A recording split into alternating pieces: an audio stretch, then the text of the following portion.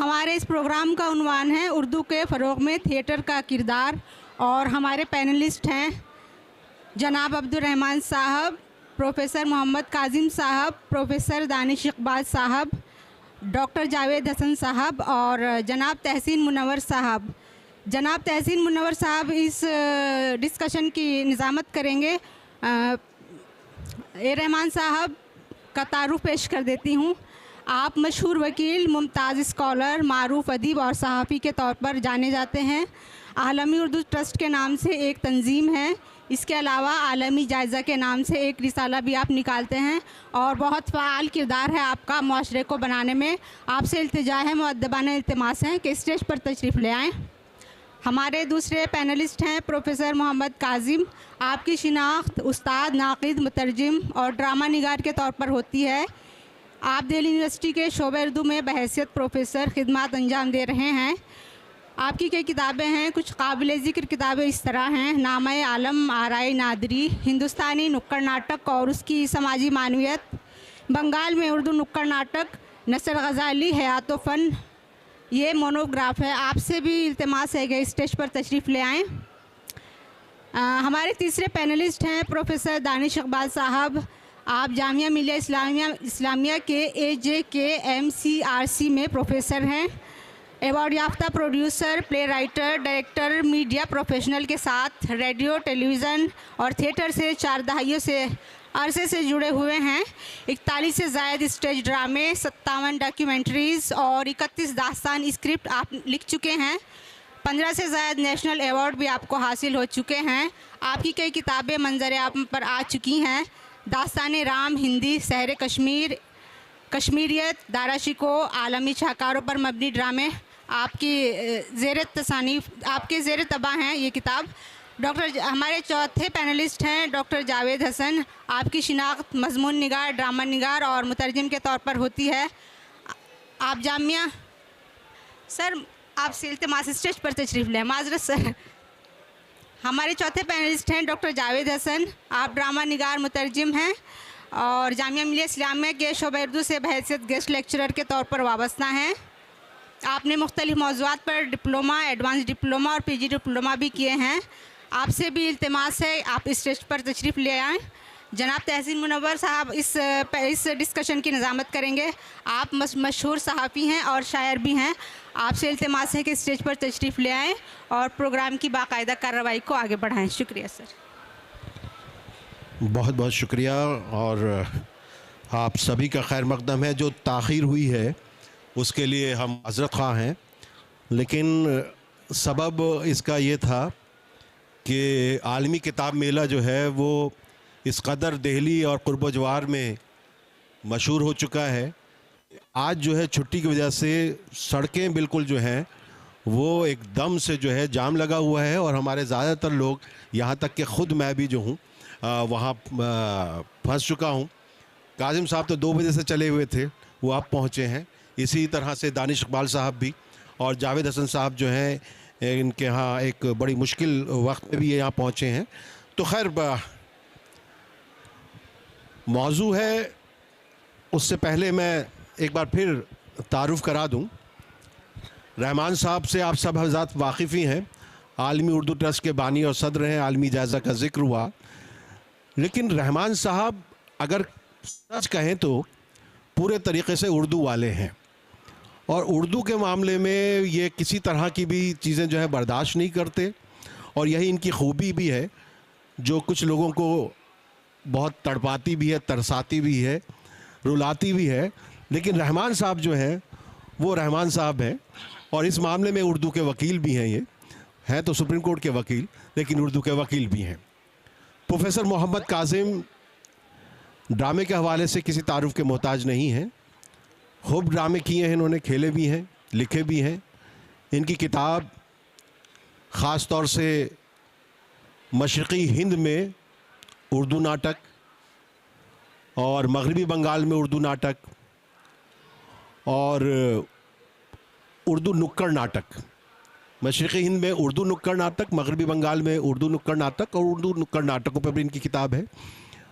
आजकल के ड्रामे बहुत अच्छी किताब है वो। मैं देख रहा था उसमें उन्होंने जिन लोगों के ड्रामे लिए हैं वो बहुत मशहूर व मारूफ नाम है, उस पर भी हम जिक्र करेंगे। दिल्ली यूनिवर्सिटी में हैं, उस्ताद हैं, और ड्रामे पे जिस तरह का उर्दू में काम होना चाहिए था, मैं कह सकता हूँ कि वो वह काम कर रहे हैं। क्योंकि एक ज़माने तक ड्रामों को, उर्दू ड्रामे को ख़ास तौर से लोगों ने अपना कसरे शान समझा। यहाँ तक कि अमानत ने जो अपना पहला ड्रामा लिखा इंद्र सभा, उसमें भी उन्होंने अपने उस्ताद का नाम दे दिया था, लेकिन उनकी गज़लों ने चोरी कर दी और उससे पता चल गया कि उनका लिखा हुआ था। तो खैर, प्रोफेसर दानिश इकबाल साहब, इनका आप एक पूरा जो, अगर हम ड्रामे की बात करते हैं, उर्दू ड्रामों की ख़ास तौर से बात करते हैं, तो दानिश साहब के पास एक सबसे बड़ा जो हुनर है, ये रेडियो से वाबस्ता रहे। इनका एकेडमिक रिकॉर्ड जो है, गोल्ड मेडलिस्ट भी रहे हैं। एक पूरा जो इनका एक ताना बाना देखते हैं रेडियो से, BBC से और ऑल इंडिया रेडियो से, इनका एक ज़माना रहा है ड्रामों के हवाले से भी, ब्रॉडकास्टिंग के हवाले से भी। इनको जो आवाज़ के जो नशेब व फराज हैं, जो ज़ेर ज़बर है, उस पर इनका बहुत काम रहा है और उस लिहाज से ड्रामे को इन्होंने परखा है, समझा है। इसीलिए हम देखते हैं कि इनके जो ड्रामे हैं, प्रोफेसर दानिश इकबाल साहब ने मेरे ख्याल से 50 के करीब जो है स्टेज ड्रामे लिख दिए होंगे। दास्तान गोई का जहाँ तक सवाल है, जैसे दास्तान राम है, दास्तान सर सैयद और जामिया मिलिया इस्लामिया है, दारा शिको पर जो इनका बहुत ही मशहूर प्रोफेसर दानिश इकबाल साहब का, उस पर इनका जो काम है, और दास्तानें भी इन्होंने कोई एक दो नहीं लिखी है, मेरे ख्याल से 30-35 के करीब तो होनी चाहिए। तो इनका बहुत बड़ा काम है दास्तानों पर भी। और प्रोफेसर दानिश इकबाल साहब को 15 जो है नेशनल मिल चुके हैं, ऑल रेडियो पे रहते हुए मिनिस्टर ऑफ आयरन के कई अवार्ड्स मिले हुए हैं इनको। मेरे ख्याल से 15 मुझे तब याद था, अब ज़्यादा हो गए तो मैं तो मुझे लगता है कि हाँ, तो आलमी उर्दू ट्रस्ट से आज ये ऐलान कर देंगे वह रहमान साहब, मुझे लगता है। खैर, जावेद हसन साहब, ये मैं कह सकता हूँ कि उर्दू के खामोश सिपाही हैं। ये इनको मैं जब भी मिलता हूँ, इनको जब भी मैं देखता हूँ, ये बहुत खामोशी के साथ काम करने के आदी हैं। ये बहुत शोर शराबा नहीं करते, जिस तरह के हम शो ऑफ करते हैं, मैं दिखावा करता हूँ, सब कुछ करता हूँ, उस तरह का इनमें कहीं दिखावा नहीं है। खामोशी के साथ दर्स व तदरीस कर रहे हैं। 10 साल से, मेरे ख्याल से मुझसे ज़्यादा मुद्दत हो गई होगी जामिया मिलिया इस्लामिया में पढ़ाते हुए। और उसके अलावा ड्रामों पर इनकी किताबें हैं। मुजीब साहब के ड्रामों पर, शायद मोहम्मद हसन साहब के ड्रामों पर जो इनकी किताब है, उर्दू ड्रामों पर इनकी तनकीद पर एक किताब है, मोनोग्राफ है उनका, हबीब तनवीर साहब का, उर्दू एकेडमी का, वो जो है वो इन्होंने लिखा है। और ये बहुत खामोशी से काम करने वाले आदमी हैं। तो हमारा एक बहुत भरपूर पैनल है जिसमें आज हम बात कर रहे हैं उर्दू के फ़रोग़ में थिएटर का किरदार। हमारे एक ड्रामे के दोस्त हैं, थिएटर के हमारे उस्ताद भी हैं, हम उनके साथ प्ले करते हैं, डॉक्टर सईद आलम साहब। उन्होंने फेसबुक पर जब हमने ये पोस्ट किया तो उस पर लिखा कि ये जो है, जो टॉपिक है, उन्वान है, ये दोमुआ हो गया, पीछे से भी हो सकता है। उन्होंने कहा थिएटर के फ़रोग़ में उर्दू का किरदार, ये भी हो सकता है। तो उस लिहाज से देखें तो दोनों जो हैं एक दूसरे के साथ लाजिम मलजूम हो जाते हैं। मैं बहुत घबरा रहा हूँ मैं कहाँ से शुरुआत करूँ, लेकिन मैं कासिम साहब आपसे शुरू करना चाहूँगा। आपने जिस तरह का थिएटर पर काम किया है, जैसा आपका काम है, और जब हम कहते हैं कि उर्दू थिएटर की बात करते हैं, उर्दू के फ़रोग़ की बात करते हैं, तो क्या उर्दू ड्रामा नाम की कोई चीज़ है वाकई? शुक्रिया तहसीन मुनव्वर साहब, बहुत अच्छा सवाल है कि उर्दू ड्रामा नाम की कोई चीज़ है। अगर शुमाली हिंद में ड्रामे की इब्तिदा की ही बात की जाए तो अमानत लखनवी का ड्रामा पहला ड्रामा है। हिंदी उर्दू सबकी बात कर रहा हूँ मैं, शुमाली हिंद में। उससे पहले हिंदी का भी किसी ड्रामे का उस तरह से नहीं था चलन। तो दरअसल ड्रामे की शुरुआत ही शुमाली हिंद में उर्दू से हुई, अमानत से हुई।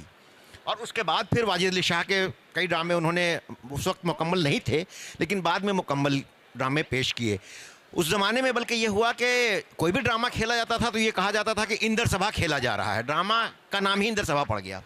और फिर वो रवायत इतनी मकबूल हुई कि फिर बंगाल पहुंची, वहाँ फिर बंगाल में पहले इंदर सभा, फिर नागर सभा, फिर बीमार बुलबुल, और फिर इस तरह के बेशुमार ड्रामे पेश किए गए। उसके बाद और आगे बढ़ते हैं तो पारसी थिएटर की पूरी रवायत जो है उसको कौन सी रवायत कहेंगे हम? ठीक है, आगा हश्र ने हिंदी के भी ड्रामे लिखे, लेकिन रस्मुल ख़त उसकी उर्दू ही थी, तो एक तरह से थिएटर की इब्तिदा ही शुमाली हिंद में उर्दू से हुई। ये और बात है, पहले ड्रामा यहाँ खेला गया, बाद में शाये हुआ, लेकिन पारसी थिएटर के बाद की रवायत अगर आप देखें, या मैं ये कहूँ, फिर आपने जिक्र किया था अनारकली का, अनारकली पहला ड्रामा ऐसा है जो शाये हुआ और खेला कभी नहीं गया, इम्तियाज़ अली ताज का जी। और वहाँ से एक तरह से रवायत शुरू हुई कि ड्रामा पहले छपेगा और वो खेला जाए या न खेला जाए, और फिर उसकी तकलीद, उसको हमने शाहकार बना दिया, फिर उसकी तकलीद में जो ड्रामे लिखे जाने लगे वो वही जो स्टेज से दूर होते चले गए। लेकिन इसका मतलब ये बिल्कुल नहीं है कि थिएटर और उर्दू, जैसा आपने बताया कि वो लाजिम मलजूम है कि थिएटर के किरदार में उर्दू ड्रामे का हिस्सा और उर्दू के फ़रोग़ में थिएटर का किरदार, ये दोनों। तो उर्दू को और ड्रामा वाहिद ऐसी सिन्फ है जी जो ख़ानदा नाख़ानदा हर तरह के लोगों तक पहुंच सकती है। इस ज़बान को, इस अदब को आप लोग पढ़े लिखे हों या ना हो, उन तक पहुंचा सकते हैं थिएटर के ज़रिए ही। बाकी चीज़ों में तो लिखा पढ़ा होना ज़रूरी है, बाकी असनाफ में आप जो है मुशायरे को अगर अलग कर दें तो वहाँ लिखा पढ़ा होना ज़रूरी है। मैं आपके पास फिर आऊँगा। मैं एनईपी में भी इस पर जोर दिया गया है कि पढ़ाई को बहुत जो है इंटरटेनिंग बनाया जाए, बहुत तफरी का भी इसमें सामान हो, तो उस तरीके से किस तरीके से ड्रामे को जो है आप जो है तालीम में भी इस्तेमाल कर सकते हैं, उस पर भी बात करूँगा। रहमान साहब, जो बात काजिम साहब कह रहे हैं, देखिए मेरा सवाल फिर भी वही है, क्या उर्दू ड्रामा है? देखिए इस सवाल मुँह के पास लाइए, करीब रखिएगा। इस सवाल का जवाब तो मैं बाद में दूंगा, लेकिन हमारे इस मुज़ाकरे के दो पहलू हैं, जिनमें से एक लिसानी पहलू है यानी ज़बान, और दूसरा ड्रामा। तो लिंग्विस्टिक पॉइंट ऑफ व्यू से मैं आप हजरात से इजाज़त चाहूँगा, तमाम पैनलिस्ट से, कि मैं एक पैरेलल ड्रॉ करना चाहता हूँ, यानी एक मुमासिल कायम करना चाहता हूँ ताकि उस पर बात आगे चले। देखिए, कदीम यूनान से ड्रामा शुरू हुआ, और जहाँ तक मैं समझता हूँ पाँचवीं सदी जो कि यूनान की क्लासिकी सदी के नाम से जानी जाती है, तो जब पहला ड्रामा एस्किलस ने पहला ड्रामा लिखा, एस्किलस जो फाउंडेशनल ट्रेजिडियन यूनान का कहा जाता है, ट्रेडिशन यानी अलमिया निगार, अलमिया का बानी, उसका पहला ड्रामा था द पर्शियंस, जो 472 कबल मसीह, यानी प्लेटो के डायलॉग से 70 साल पहले। डायलॉग्स का जिक्र मैंने लिंग्विस्टिक के पॉइंट ऑफ व्यू से किया है, क्योंकि हम यहाँ दो चीज़ों को मिला रहे हैं, ज़बान और ड्रामा, और ज़बान का फ़रोग़। बल्कि मैंने सईद आलम का कमेंट पढ़ लिया था और मैंने सोचा था कि मैं उस पर भी बात करूँगा कि ये हकीकत है कि ये दोनों लाजिम मलजूम हैं।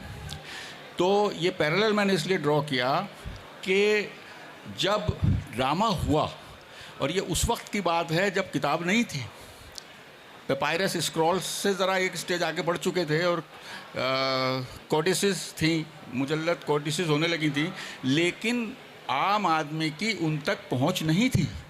जैसा भी और जिस किस्म का भी इल्म, जो कि ज़्यादातर फ़लसफ़े पर मुश्तमिल था यूनान में उस वक्त मौजूद था भी, उस तक आम आदमी की रसाई नहीं थी, और अगर हो भी जाती तो आम आदमी पढ़ने के काबिल नहीं था, जहाँ तक ज़बान का सवाल है। ये तो रही एक बात। लेकिन उसके बाद जब प्लेटो के डायलॉग्स आए, तो बाकायदा अगर आप यूनानी ज़बान के इर्तिक़ा की तारीख़ पढ़ें तो आप देखेंगे कि उस ड्रामे के बाद ड्रामा बहुत मकबूल हो गया, और यूनान में ड्रामे होने लगे। ज़्यादातर ट्रेजेडीज़ होती थी वो, लेकिन उन ड्रामों की वजह से जो स्टेज किए जाते थे, उन ड्रामों की वजह से आम आदमी की ज़बान इस कदर इम्प्रूव हुई कि उसके बाद प्लेटो को, अफलातून को कोई दिक्कत पेश नहीं आई अपने मुकालमात शुरू करने में। ये पैरेलल मैं ड्रॉ करना चाह रहा था, ये बहुत ज़रूरी है। जी। अब मैं आपकी बात का जवाब देता हूँ कि उर्दू में ड्रामा है, और ये सवाल गालिबन आपने इसलिए किया है कि हमारा जो अदब आलिया है और अदब आलिया के जो हल वक्त रहे हैं, उन्होंने ड्रामे को बहुत हिकारत से देखा। जी बिल्कुल।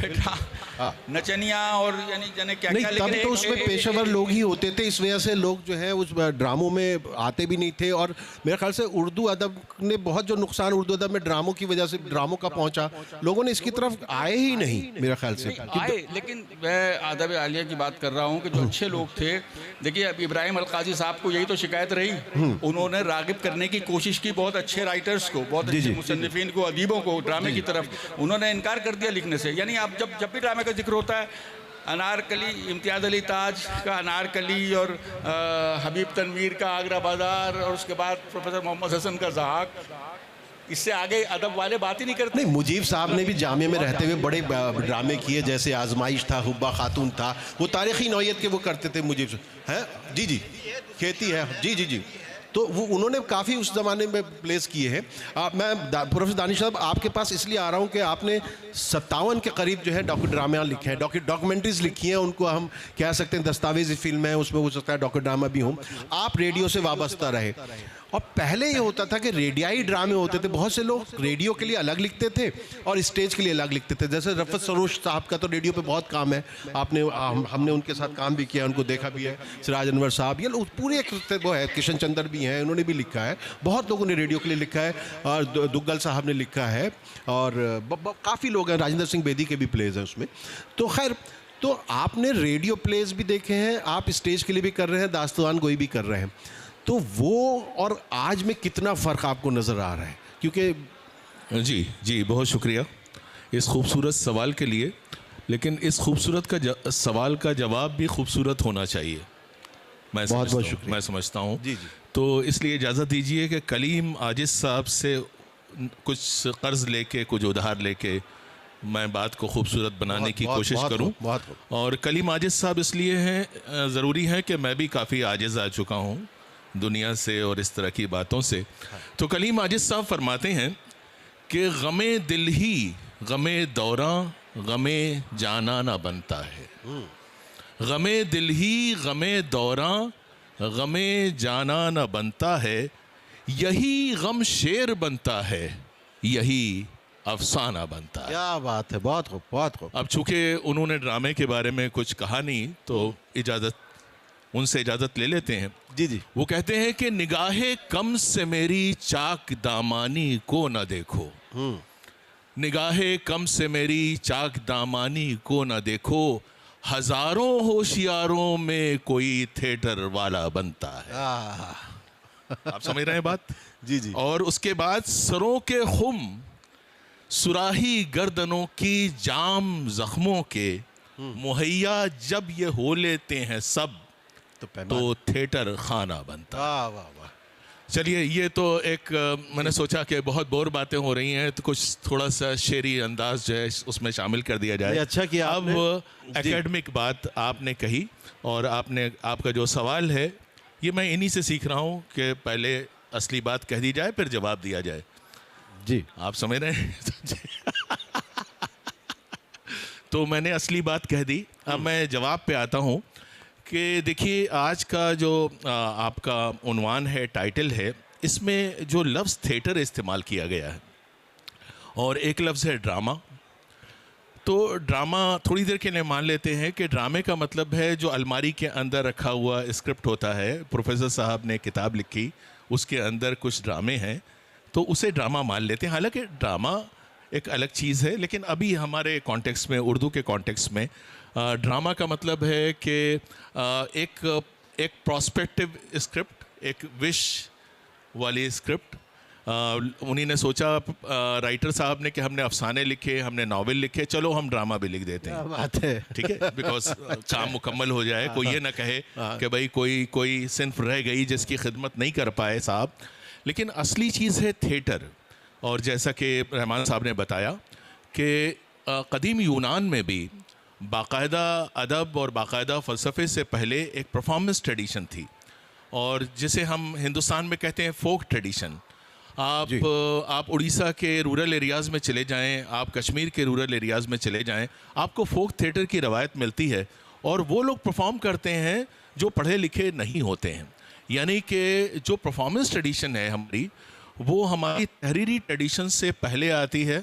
और ये बात आपकी गुफ्तगू से साबित भी हो चुकी है। कश्मीर में उर्दू ड्रामे की रिवायत भी बहुत कदीम है, बहुत कदीम है, बहुत कदीम है, लेकिन जो बाण जो है वो भी बहुत पुरानी रवायत है। तो कहने का मतलब ये कि एक परफॉर्मेंस ट्रेडिशन होती है और एक तहरीरी ट्रेडिशन होती है। तहरीरी ट्रेडिशन का मतलब एक क्लासिक्स के लेवल पे जब तक नहीं पहुंचता है अदब, तब तक उसकी पजीराई नहीं होती है। लेकिन अवामी सतह पे कलाकार भी होते हैं, प्रेजेंटेशन भी होते हैं, और यही अभी हमारे मुल्क में हो रहा है कि जगह जगह ड्रामे पेश किए जाते हैं। एक जगह है कड़प्पा, आप लोगों ने नाम सुना होगा, एक दूर दराज जगह है शोलापुर। आप वहाँ जाएं, आप वहाँ देखेंगे कि वहाँ ड्रामे हो रहे हैं, और वहाँ कई बार लखनऊ से ज़्यादा ड्रामे हो रहे हैं, वहाँ कई बार बंगलोर से ज़्यादा ड्रामे हो रहे हैं। तो यूपी के किसी भी शहर से ज़्यादा ड्रामे शोलापुर में हो रहे हैं। तो होता क्या है कि कई बार एक परफॉर्मेंस ट्रेडिशन बन जाती है, और फिर लोग जो हैं उन्हें मज़ा आने लगता है, और जो प्रेजेंटेशन का एक लुत्फ़ है उसका तो जवाब ही नहीं है, और फिर वो एक इकोसिस्टम बन जाता है। मैं जो नॉर्दर्न आइलैंड का मूवमेंट है उसके बारे में ज़रूर यहाँ पे तज़किरा करना चाहूँगा कि जैसे आजकल के हालात हैं कि काफ़ी अनसर्टेनिटीज़ हैं समाज में, ऐसे वहाँ पे भी बहुत सारे मसाइल थे, और वहाँ के लोगों ने क्या किया कि बाहर तो वायलेंस था, मारा मारी थी और एक कॉन्फ्लिक्ट चल रहा था, उन्होंने छोटे से हिस्सों में रिहर्सल शुरू की, ड्रामों की पेशकश शुरू की, लोगों ने ड्रामे लिखने शुरू किए। तो आप यकीन मानिए कि 5 लोगों को नोबेल प्राइज़ मिला, और 4 लोग इस ट्रेडिशन के नोबेल के लिए नॉमिनेट किए गए। ये एक अंडर करंट जिसे हम कहते हैं कि परफॉर्मेंस ट्रेडिशन का भी और जो तहरीरी ड्रामों के ट्रेडिशन का है वो हमारे वहाँ पाया जाता है। लेकिन हमारे मुल्क में जिस तरह से ड्रामों का विकास हुआ है, जिस तरह से ड्रामों का फ़रोग़ हासिल हुआ है, तो वो तो आपने बताया अभी कि अमानत से लेके वाजिद अली शाह से लेके पारसी थिएटर से लेके इप्टा से लेके उसके बाद आप आइए तो नेशनल स्कूल ऑफ ड्रामा, और हर शहर में जिस तरह से ड्रामे हुए हैं। अब आखिर में इनकी बात जवाब में आ ही जाऊँ वरना बुरा मान जाएंगे, वो ये है कि रेडियो ड्रामा। तो देखिए, जब रेडियो वजूद में आया तो जो बिल्कुल शुरू के लोग थे उसमें सादत हसन मंटो थे, उनको एक नौकरी की ज़रूरत थी। उपेंद्र नाथ अश थे, उनको एक नौकरी की ज़रूरत थी, और नून मीम राशिद उनके बॉस हुआ करते थे। मतलब ये अजीब इत्तेफाक है कि यहीं ऑल इंडिया रेडियो में राजपुर रोड पे जब रेडियो होता था तो नून मीम राशिद उसके इंचार्ज थे, और ये लोग जो हैं बेहतरीन लोग थे, और कहा गया कि भाई आपको अब लिखना है। ये अफसाने लिखते थे, फिर इन्हीं ने अफसानों को ड्रामे के कालिब में ढालना शुरू कर दिया, और इस तरह से हमारे मुल्क में रेडियो नाटक का विकास हुआ। और इसमें रफ़ी पीर साहब को नहीं भूलना चाहिए। रफ़ी पीर साहब जो हैं वो राडा के पास आउट हैं, जिसके पास आउट जो है हमारे हबीब तनवीर भी थे, और जिसके ज़िया मुहिउद्दीन भी उसी के पास आउट हैं। तो वो राडा के पास आउट थे, और हमारे वहाँ हमारे मुल्क में जब फ्रीडम स्ट्रगल चल रहा था, बहुत हालात दिगरगूं थे, तो उनके वालिदैन ने सोचा कि ये ज़रूर जो है ये आज़ादी की लड़ाई में कूद पड़ेगा, और इसको जो है भगत सिंह के दोस्त थे, और कहीं फांसी वासी हो जाए, जेल चला जाए, तो इंग्लैंड भेज दिया उनको। इंग्लैंड में उनकी ट्रेनिंग हुई और वापस आए और रेडियो में नौकरी शुरू की। और मैं समझता हूँ जितना कंट्रीब्यूशन रेडियो ड्रामे के डेवलपमेंट में रफ़ी पीर का है, बहुत कम लोगों का है। और मुझे ये फ़ख्र हासिल है कि मैंने उन लोगों के साथ काम किया जो रफ़ी पीर के ट्रेंड किए हुए लोग थे। तो ये एक रवायत है हमारे मुल्क में थिएटर की और परफॉर्मेंस ट्रेडिशन की और रेडियो की। बहुत आपने बहुत मालूमात दी है जावेद भाई। जब हम ड्रामे की बात कर रहे हैं, उर्दू ड्रामे के, अब वही सवाल कि क्या उर्दू के फ़रोग़ में थिएटर का कोई किरदार आपको दिखाई देता है?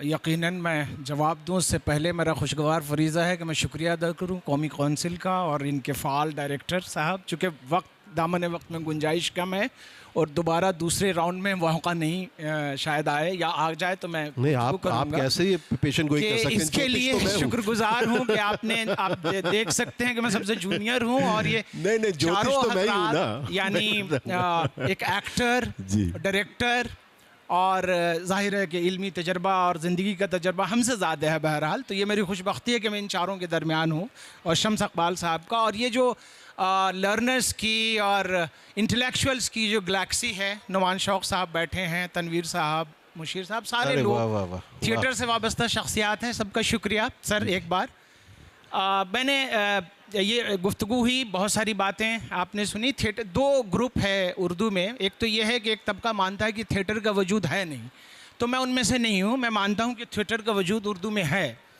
और उर्दू ज़बान के फ़रोग़ में भी इसका रोल रहा है। ज़ाहिर है कि आप मिसाल देता हूँ सिर्फ कि गालिब पर अगर कोई ड्रामा तहरीर किया जाए या किसी भी मीर पर कोई ड्रामा हो, तो ज़ाहिर है उसकी ज़बान उर्दू ही होगी। और जो अभी भी जिसको हम हिंदी ड्रामे, बहरहाल वो लिसानी पहलू अलग हो जाता है, हिंदी उर्दू का झगड़ा, मैं उसमें नहीं जाऊंगा। ज़बान तो वही होगी, और उसके फ़रोग़ में ज़ाहिर है कि सबका किरदार है, थिएटर का भी किरदार है, लेकिन उर्दू में ड्रामे कम हैं। उसकी वजह क्या है कि एक तो मैंने जो अपने पर्सनली ये महसूस किया है कि उर्दू वाले या और भी बेशतर लोग इसको यानी तज़िया औक़ात समझते हैं कि वक्त मतलब बेकार है, यानी ड्रामे से दिलचस्पी हुई रहमान साहब तो इसका मतलब कि आप बर्बाद हो गए, आप कुछ नहीं कर सकते, ये एक रवैया है।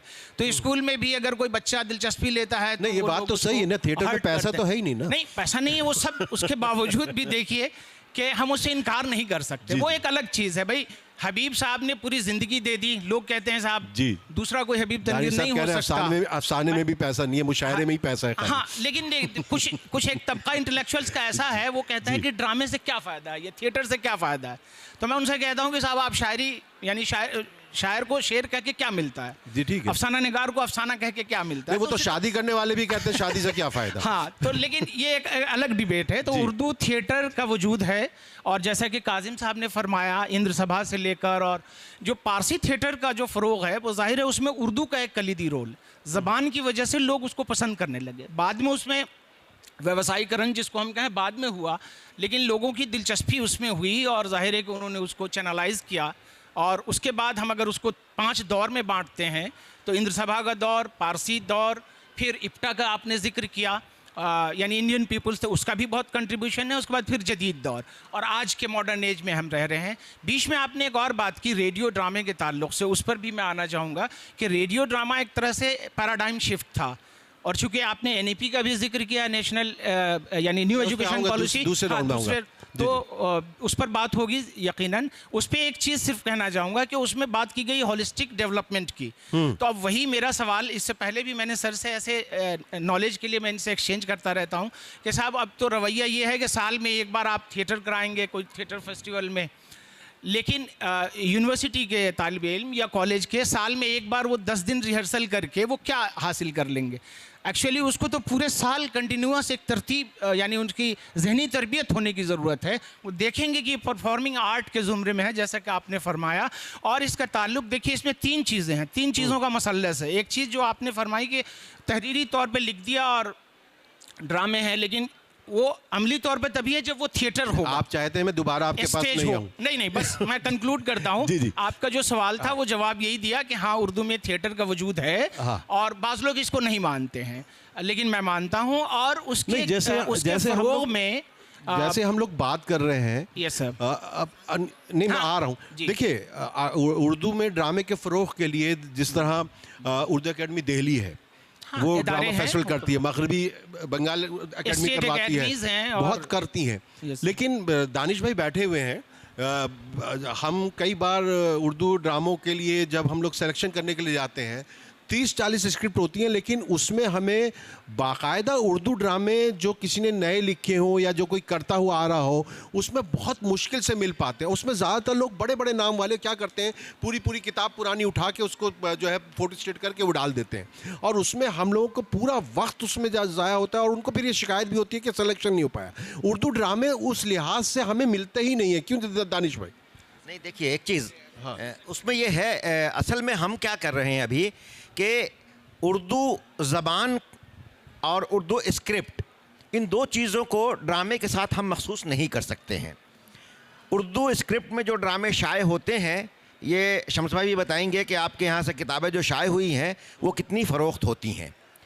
हबीब साहब के ड्रामे का मजमुआ 2 लाख रुपए की किताबें अलीगढ़ में फ़रोख्त हुई हैं, दूसरी किताबें बिकी होंगी, मैं ड्रामे की बात कर रहा हूँ। हबीब साहब का ड्रामा 2 ड्रामे का मजमुआ 2 रंग के नाम से एजुकेशनल पब्लिशिंग हाउस से शाये करवाया। उनके अगले मजमुए के लिए एजुकेशनल पब्लिशिंग हाउस से रब्ता किया तो उन्होंने कहा कि जो हमने छापी थी वही नहीं बिक रही है, तो अब क्या छापूंगा मैं। एक चीज़ ये। दूसरी चीज़ कि जो ड्रामे करने वाले लोग हैं वो जब ड्रामे शाये करते हैं तो वो तरजीह देते हैं कि देवनागरी रस्मुल ख़त में मैं शाये करूं ताकि ये खेला भी जा सके, खेलने वाले लोगों तक पहुंच सके। वजह उसकी ये है कि हमारे पास जो हिदायतकार हैं वो उर्दू रस्मुल ख़त जानने वाले नहीं के बराबर हिदायतकार हैं, तो उनको अगर देवनागरी रस्मुल ख़त में स्क्रिप्ट मिलती है तो वो उसको खेलते हैं। और ड्रामे की ज़बान का ताल्लुक़ रस्मुल ख़त से कतई नहीं है, उसका ताल्लुक़ प्लॉट और किरदार से है कि जिस तरह वो का तो प्लॉट देखिए आज मैं मुकम्मल कर कासिम भाई, मैं आपकी बात मान रहा हूँ, लेकिन मैं और लोगों को भी दे दूं कि माइक कम है। दानिश भाई आप भी रखिए बीच में आप। हाँ, कि वो जो क्या है कि ड्रामे एक जो है कि किरदार और मकालमे की ज़बान होती है, और वो जब शाये होती है तो वो डायरेक्टर तक पहुंचती है और वो फिर खिला जाता है। आज आप कहिए कि जिनका नाम मोहम्मद काजिम या दानिश इकबाल या जावेद हसन है वही उर्दू के ड्रामा निगार हों, ज़रूरी नहीं है। सुरेंद्र वर्मा का ड्रामा छोटे सैयद बड़े सैयद, क़ैद हयात यकीनन देखा होगा आपने, उर्दू रस्मुल ख़त में शाये नहीं हुआ आज तक। क्या वो उर्दू का ड्रामा नहीं है? BM शाह ने तुगलक का तर्जुमा देवनागरी में किया, फ़ारसी आमेज़ उर्दू में किया, क्या वो उर्दू के ड्रामे नहीं हैं? एक मीरा कांत ने काली बर्फ़ लिखा, क्या वो उर्दू का ड्रामा नहीं है? हबीब साहब के ही ड्रामे, हम सिर्फ आगरा बाज़ार का जिक्र करते हैं, देख रहे हैं नैन को अगर देख लीजिए, गांव का नाम ससुराल मोर नाम दामाद को देखिए, मैं उर्दू की बात कर रहा हूं। वो तमाम तो इसलिए खुद दानिश भाई मैं बहुत माफ़ी चाहता हूं, चूंकि इन्होंने माइक मुझे दे दिया तो अब मेरी जिम्मेदारी है कि मैं इनकी तरफ से बात करूं।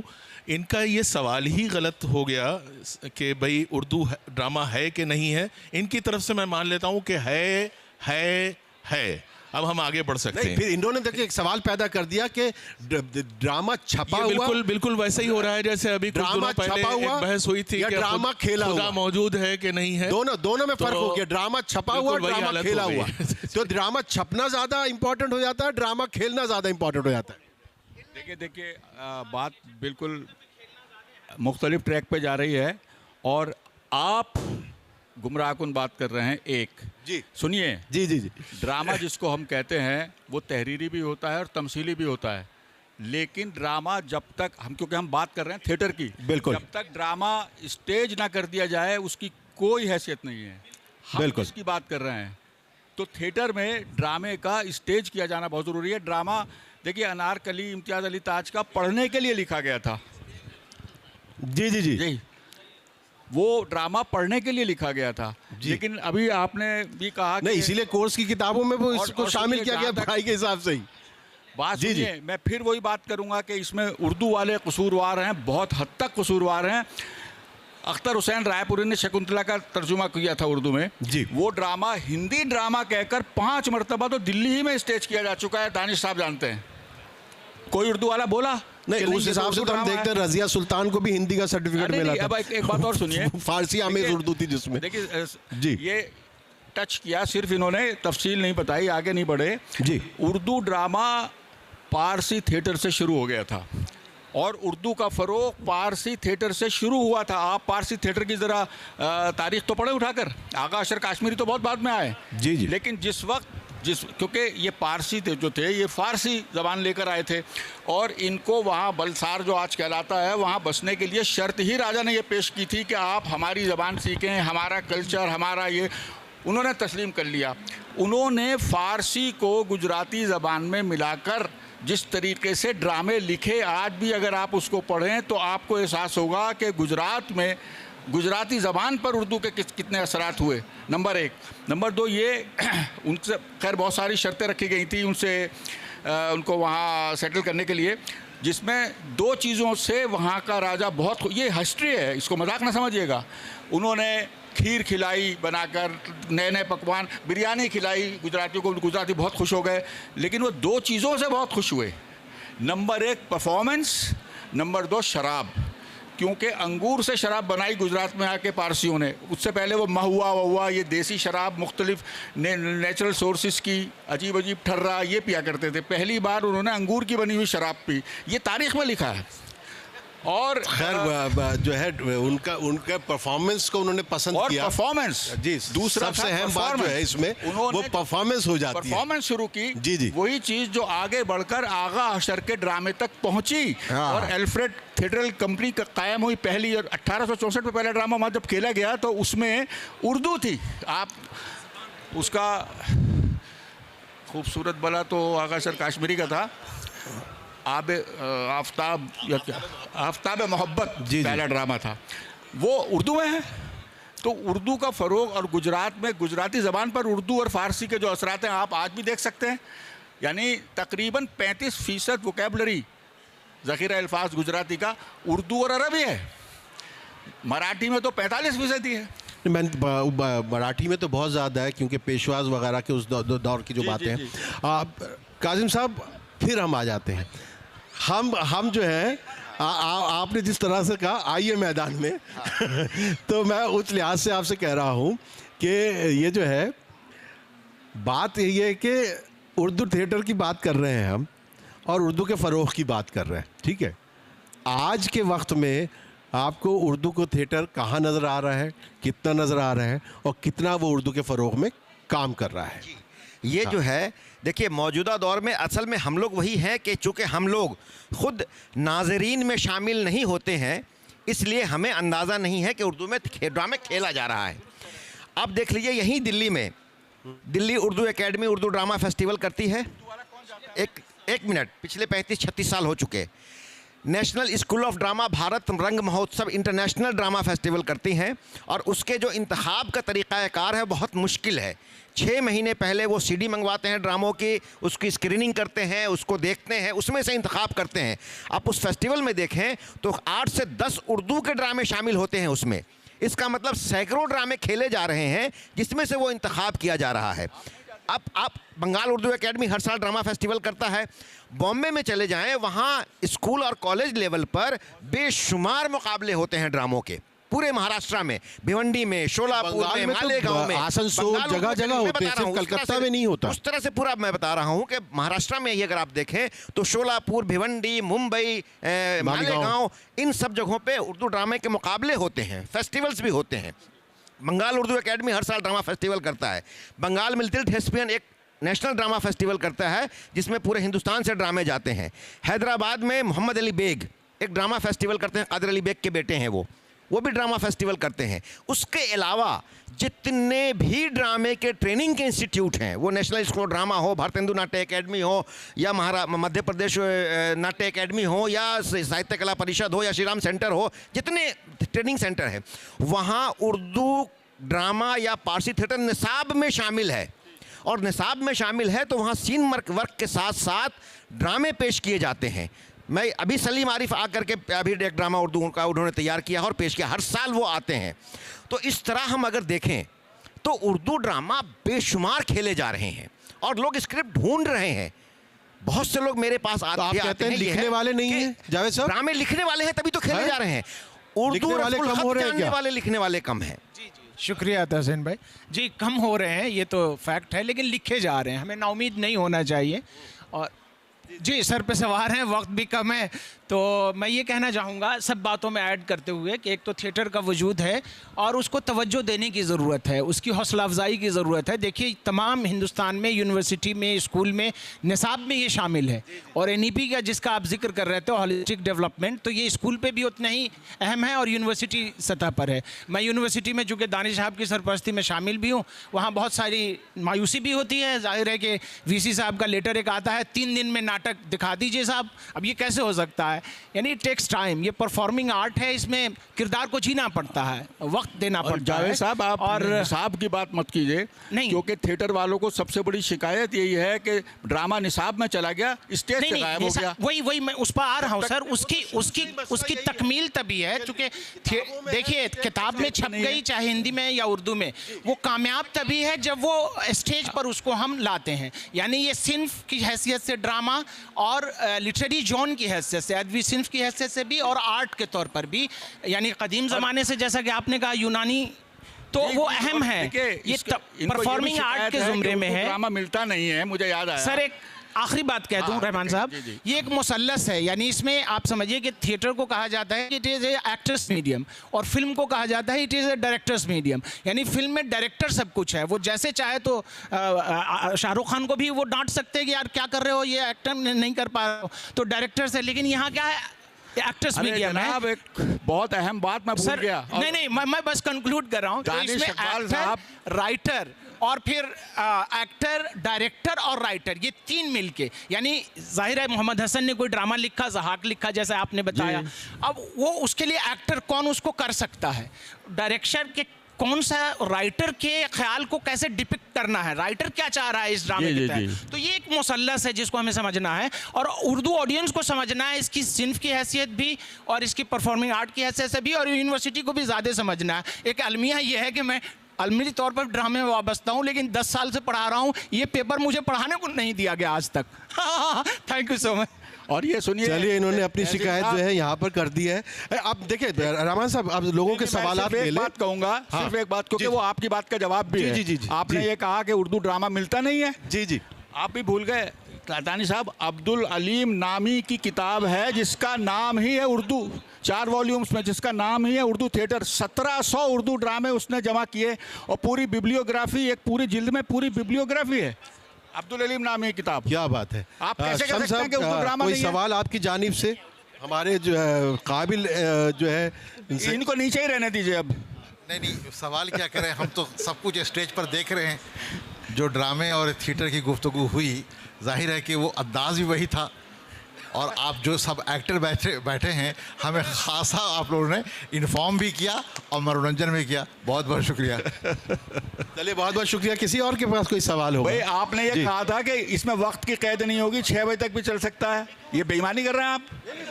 हेलो, वक्त की कैद कहाँ से आ गई? तो आपने क्यों नीचे उतरे, आप क्यों ख़त्म कर दिया? हम अभी और गुफ्तगू करेंगे। नहीं, अभी नीचे से सवाल आसानी से आप हजरात सवाल कर सकते हैं। नहीं, वक्त की कोई कैद नहीं है। आप इसके बाद हम आपके घर चल के भी बहस करेंगे। वक्त की कोई कैद नहीं है। सवाल नहीं, असल में ड्रामा जो पहले छोटे छोटे मोहल्लों में हुआ करता था, वो बिल्कुल बंद हो गया। इसके वजह से थोड़ा कम दिखाई दे रहा है। नहीं, देखिए वैसे तो यहाँ जिक्र कितनी चीज़ों का नहीं हुआ। तालिश इकबाल साहब से पूछिए, सांचा, स्वांग, नौटंकी, उसमें अगर हम जाएंगे तो बात बड़ी लंबी चलेगी। और स्वांग को तो वाजिद अली शाह ने कहाँ से कहाँ पहुँचा दिया था, वो चीज़ ही अलग है। देखिए पब्लिक परफॉर्मेंस की जो बात है, अरे सुना रहमान साहब, जी रेडियो के आदमी तो रह गए। नौमान शौक साहब रेडियो प्ले की बात, इनसे कहिए कि रेडियो के ड्रामे थिएटर में क्यों नहीं शामिल हो सकते? थिएटर में शामिल नहीं। नौमान भाई कोई सवाल बताइए आप। नहीं, माफ़ कीजिएगा, मैं यहाँ पे सामे की नाज़िर की हैसियत से मौजूद हूँ और मेरे उस्ताद और बड़े भाई दानिश इकबाल साहब यहाँ मौजूद हैं। रेडियो के बारे में जितना वो जानते हैं, शायद रेडियो खुद भी अपने बारे में उतना नहीं जानता होगा। चलिए बहुत बच के निकल गया नौमान भाई, और बहुत खामोशी के साथ। और खैर सवाल जो है वो देखिए, बात वही हो रही है। रहमान साहब चाहते हैं कि गुफ्तगू तवील चले, बात से बात चले। तो काजिम भाई देखिए, वही जब हम ज़बान की बात करते हैं तो हम लोग इसी तकरीबन ऐसा ही मौजूद था जब हम लोग अलीगढ़ में भी इस पर बहस कर रहे थे। तो हमने पूछा था कि जो कैरेक्टर है कोई ड्रामे में, अगर कोई हिंदी बोलता है कैरेक्टर है, तो वो जो है अगर हिंदी बोल रहा है, कोई मुसलमान कैरेक्टर है वो उर्दू बोल रहा है, कोई पंजाबी कैरेक्टर है वो पंजाबी विच गल कर रहा है, तो फिर उसमें जो है क्या हम ड्रामे की कोई ज़बान उस तरीके से हम कह सकते हैं कि हाँ ये थिएटर जो है, ये जो है उर्दू का थिएटर है, ये थिएटर जो है पंजाबी का थिएटर है, ये थिएटर हिंदी का थिएटर है? बहुत अच्छा ये है सवाल। दरअसल देखिए, ज़बान और हमारे डायलेक्ट्स 2 चीज़ें हैं। एक तो आपकी वो अदबी ज़बान है जिसको आप तहरीरी ज़बान कह लीजिए, लेकिन थिएटर की जो ज़बान होती है वो बोलने वाली ज़बान है, वोकल लैंग्वेज है। और वोकल लैंग्वेज हमेशा हर शख्स की अलग होती है कि बेसिक तो उर्दू है, हम सब लोग उर्दू बोल रहे हैं, लेकिन जो जिस इलाके, जितनी उसकी तालीमी सलाहियत है, जहाँ उसका पस मंज़र है, जो उनकी तालीमी लियाकत है और जिनसे वो बात कर रहे हैं, उस मुनासबत से उसके ज़बान में तब्दीली आती है। मिसाल के तौर पर मैं अपने वालिद से बात कर रहा हूँ, उस वक्त जो मेरी ज़बान होगी, और मैं अपने बहुत लंगोटिया यार से बात कर रहा हूँ, उस वक्त जो मेरी ज़बान होगी, बेसिक तो उर्दू होगी, लेकिन दोनों एक ज़बान नहीं होगी। हम वहाँ, जैसे अभी हम लोग दोस्तों, कलकत्ते से ही मैं आया हूँ, कलकत्ते के दोस्त कभी मिलते हैं तो उनसे मैं सीधे से शुरू, अबे क्या कर रहा है, कहाँ गया था, तेरे को कब से ढूंढ रहा हूँ मैं। हाँ, तो अब यहाँ लेकिन ये बात हम फिर अपने आपसे इसको ज़बान में गुफ्तगू नहीं कर सकते हैं। तो बेसिक तो उर्दू होती है, उसके अलावा किरदार की ज़बान होती है। कि अगर हम उर्दू ड्रामे में ही, दानिश भाई इसके बहुत अच्छे ये है कि इन्होंने अल्लामा इकबाल पर एक ड्रामा लिखा था जो सईद आलम साहब ने पेश किया। उसमें इकबाल एक ज़बान बोल रहे हैं और उनका जो मुलाजिम है वो ज़बान उर्दू ही बोल रहा है, लेकिन मुख्तलिफ ज़बान है। तो वहाँ उर्दू में ही अलग अलग ज़बान, अलग अलग डायलेक्ट्स, अलग अलग वोकैबुलरी हो सकती है। मीडिया के आदमी है, आपकी वोकैबुलरी अलग होगी, एक क्रिकेट का आदमी हो, मेरी वोकैबुलरी अलग होगी, एक फिल्म के आदमी हो, उसकी वोकैबुलरी अलग होगी। बोलेगा बेसिकली उर्दू वो, लेकिन वोकैबुलरी उर्दू होगी। अगर फिल्म वाले बोलते हैं अक्सर, तो मैं वहाँ गया, कट्टू वहाँ पहुँचा और कट्टू फिर ये फलां आया, तो वो बोलता है। क्रिकेट वाले वैसे ही वोकैबुलरी बोलते हैं। तो वो ज़बान है कि उस तरह की ज़बान है, ये चीज़ें वही है। और इसलिए थिएटर जो है, उर्दू थिएटर, हमने अक्सर थिएटर करने वाले को नज़रअंदाज किया। आज तक पृथ्वी थिएटर पर उर्दू में कभी कोई बात नहीं हुई जिन्होंने सिर्फ और सिर्फ उर्दू में ड्रामे किए। उसी तरह आज भी जो उर्दू के थिएटर कर रहे हैं उन पर हम गुफ्तगू नहीं कर पा रहे हैं उर्दू तनकीद में। इप्टा की बात पूरी है, इप्टा, पृथ्वी थिएटर, इन सब लोगों ने उर्दू का थिएटर किया है, लेकिन उर्दू में उनका जिक्र नहीं होता। वैसे आज भी वो थिएटर करने वाले उर्दू का थिएटर कर रहे हैं, लेकिन उसको हम उर्दू वाले, हम नाक़िद जो हैं, जो थिएटर तक नहीं पहुंचते हैं, मेज़ से मेज़ का सफ़र करते हैं, वो उनको नहीं गर्दान रहे। इसलिए हमें नहीं पता चल रहा है कि उर्दू में थिएटर है, लेकिन थिएटर है। देखिए, बहुत अच्छी बात है। रहमान साहब कुछ जोड़ना चाहते हैं, लेकिन मैं देखिए दानिश भाई का बहुत काम है दास्तान गोई पर। दानिश भाई, दास्तान को क्या हम उसमें ला सकते हैं, वो थिएटर परफॉर्मेंस मानी जा सकती है? नहीं जी, इससे पहले मैं फ़ायदा उठा रहा हूँ, इससे पहले कि मैं इनकी बात का जवाब दूँ, मैं इस वक्त जो मुअज़्ज़ज़ हाज़रीन मौजूद हैं और जो फ़ाज़िल मुक़र्रिरीन अकाबरीन मौजूद हैं, इनको मैं यकीन दिलाना चाहता हूँ, खुशखबरी देना चाहता हूँ कि 21वीं सदी का जो सबसे महंगा थिएट्रिकल परफॉर्मेंस या ड्रामा हमें कहना चाहिए, जिस पे अब तक शायद 60 करोड़ रुपए की लागत आई है। कितनी? 60 करोड़। आजकल जो छोटी मोटी फिल्में हैं वो 10 करोड़ में बन जाती हैं। 60 करोड़ रुपए जिस पे ख़र्च किए गए, वो एक उर्दू थिएटर हम उसे कहेंगे, और जिसे फ़िरोज़ ख़ान साहब डायरेक्ट करते हैं, और जिसकी परफॉर्मेंस न्यूयॉर्क का जो मेन पब्लिक स्क्वायर है वहाँ पे की गई। अब इससे ज़्यादा आपको और क्या सबूत चाहिए है कि उर्दू थिएटर का क्या मकाम है और उर्दू थिएटर कितना अहम है।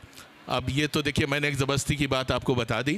अब जो फाजिल हमारे नाजिम हैं, उनका सवाल था कि दास्तान गोई आप पूछना चाहते हैं कि दास्तान? हाँ, देखिए आप सब जानते हैं कि जो दास्तानें हैं, दास्तान अमीर हमज़ा या मतलब तिलिस्म होशरुबा, मैं बिल्कुल चाहूँगा कि उसे परफॉर्म करूँ, लेकिन मुझे 1000 साल की उम्र अल्लाह ताला अता करे और आपको 2000 साल की उम्र अल्लाह ताला अता करें। आप समझिए कि अगर हम दास्तानों को पेश करना शुरू करें तो एक बहुत खूबसूरत बात यह होगी कि पूरी दुनिया हैरी पॉटर को भूल जाएगी, क्योंकि हैरी पॉटर की जो हैरतनाक जो फ़िज़ा है, जो दुनिया है, जो उसका यूनिवर्स है, हमारी दास्तानों में उससे कहीं ज़्यादा खूबसूरत, उससे कहीं ज़्यादा पेचीदा और कहीं ज़्यादा जैसे कहना चाहिए इबरत अंगेज़ फ़िज़ा मौजूद है। और एक ज़माना आएगा जब हम वाकई नंबर 1 होंगे और अमेरिका के मकाम पे पहुंच जाएंगे। हम लोग तो नहीं होंगे, लेकिन ये दास्तानें ज़रूर कन्वर्ट की जाएंगी, और ये जैसे हैरी पॉटर कन्वर्ट किया गया, तब वो बात सामने आएगी। नहीं ये कुछ और बात कर रहे थे, ये देखिए। अच्छा, अब ये कुछ और इनकी बात का जवाब दे दूं।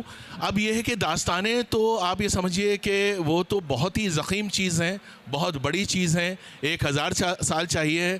अभी ये जो दास्तान गोई हो रही है, ये क्या है? दास्तान गोई में ये है कि चूँकि दास्तानें बहुत ज़्यादा म्यूज़िकल हैं, बहुत ज़्यादा शायराना अंदाज में लिखी जाती थीं और पेश की जाती थी। उस ज़माने में शायरी का ही चलन ज़्यादा था और नसर की शुरुआत हो रही थी, तो इस वजह से उसकी एक लय है, उसकी एक रिदम है, उसकी एक ब्यूटी है। अगर वही ज़बान हम लेके गांधी जी की दास्तान या हमारा जो आज़ादी का स्ट्रगल है वो मैं लिख देता हूँ और उसे 2 लोग यहाँ पे परफॉर्म कर देते हैं, तो उससे क्या आता है? आपको उस फ्लेवर का अंदाज़ा होता है जो वहाँ पे हुआ करता था दास्तान अमीर हमज़ा में या तिलिस्म होश रूबा में। जी, लेकिन ये मत भूलिए दानिश इकबाल साहब के पारसी थिएटर में इब्तिदा में जितने ड्रामे स्टेज हुए सब तिलिस्म होश रूबा से माखूज थे, सब। लेकिन इन्होंने दास्तां की बात नहीं की थी, दास्तां गोई की बात की थी। जी, वो दोनों चीज़ें मुख्तलिफ हैं। जी। चलिए, बहुत बहुत शुक्रिया। और ये बहुत तवील गुफ्तगू होगी। यहाँ का एक दस्तूर है किताब मेले का कि यहाँ एक वक्त के बाद जो है यहाँ सीटियाँ बजने लगती हैं, लोगों से कहा जाता है कि आप बढ़ा दें आप मामलात को। तो अब काफ़ी वक्त हो गया, 1 घंटे का वक्त हमें दिया गया था, मेरे ख्याल से उतना वक्त हो गया है, 1 घंटे का वक्त था।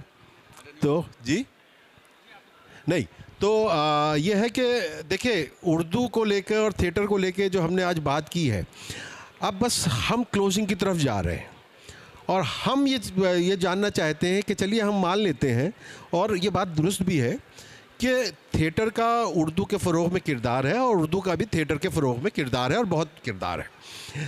तो अब इसको और कैसे बढ़ाया जाए, जैसे जिससे थिएटर भी बढ़े और उर्दू भी बढ़े, उसके लिए क्या किया जाए रहमान साहब?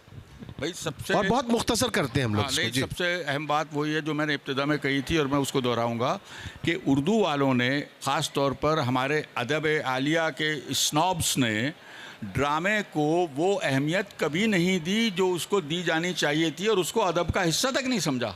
जी, बहुत मुद्दत तक नहीं समझा। और अब भी ये लोग पहलू तही करते हैं ड्रामा लिखने से।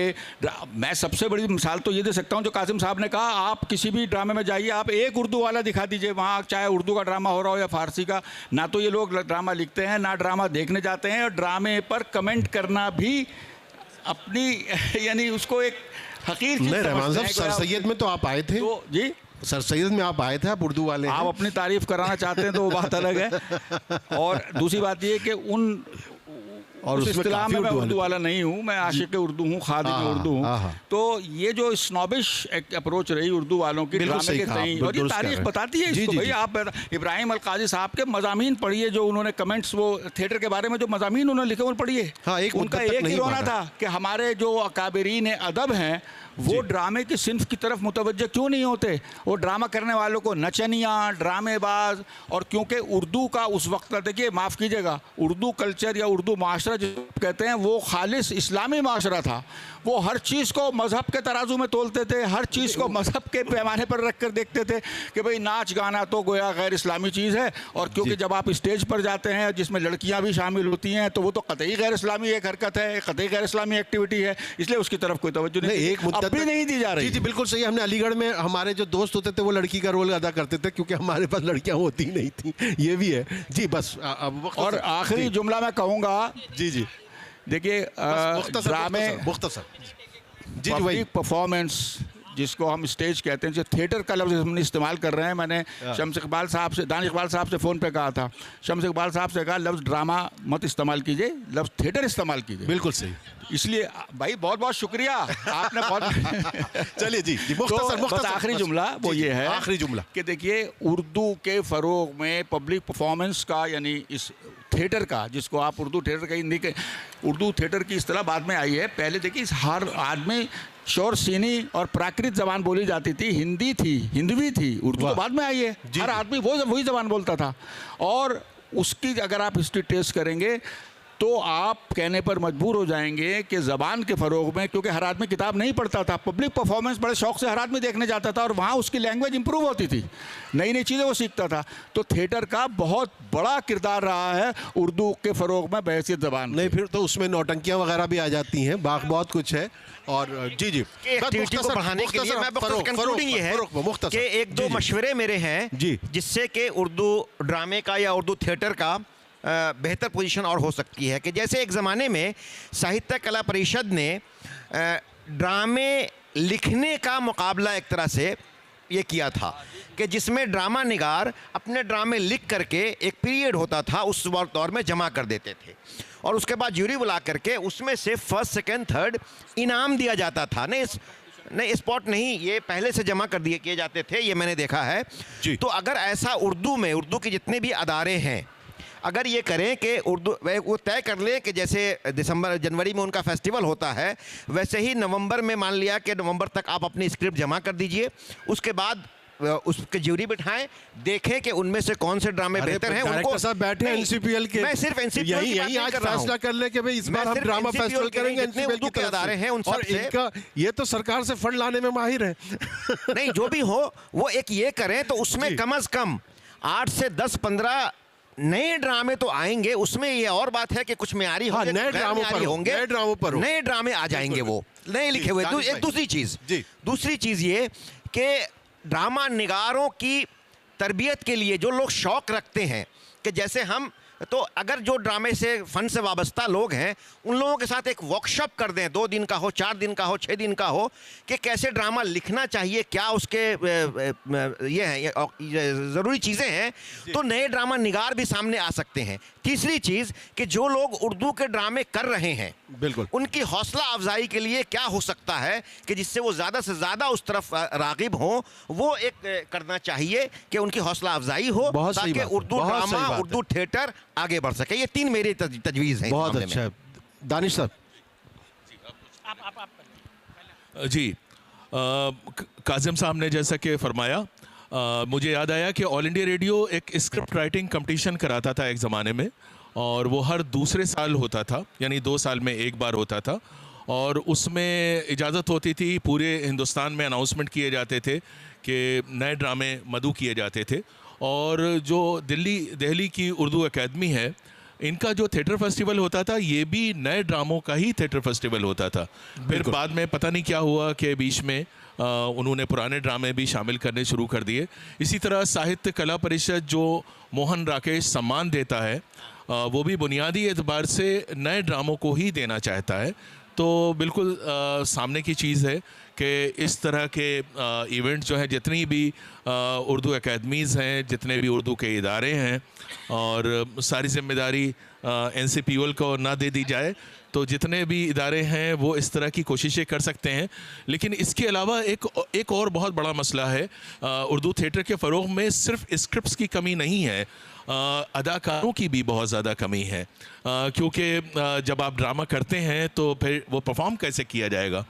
तो नए बच्चे जो हैं उनमें तो शौक़ होता है, लेकिन मुझे लगता है कि जो मिडिल एज के लोग हैं उनकी हमें बहुत ज़्यादा कमी है। मिसाल के तौर पे अभी आप कहें कि आप उर्दू ड्रामा करना चाहते हैं तो माशाल्लाह नसीरुद्दीन शाह साहब मौजूद हैं, लेकिन मान लीजिए कि आप एक 30 साल के एक्टर की आपको ज़रूरत है, तो आप लिस्ट लेके बैठिए और आप यहाँ से लेके बम्बई से लेके कलकत्ता तक आप कास्टिंग करके देख लीजिए, तो काफ़ी दिक्कत आने वाली है।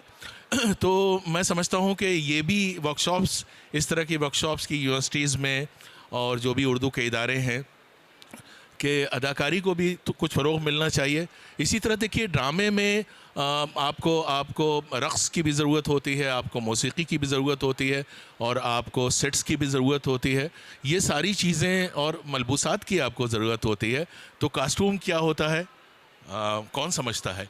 तो इन चीज़ों को भी मतलब समझाने के लिए अगर आप चाहते हैं कि थिएटर को फ़रोग़ दिया जाए तो इन सारी कोशिशों की भी हमको बहुत बहुत शुक्रिया।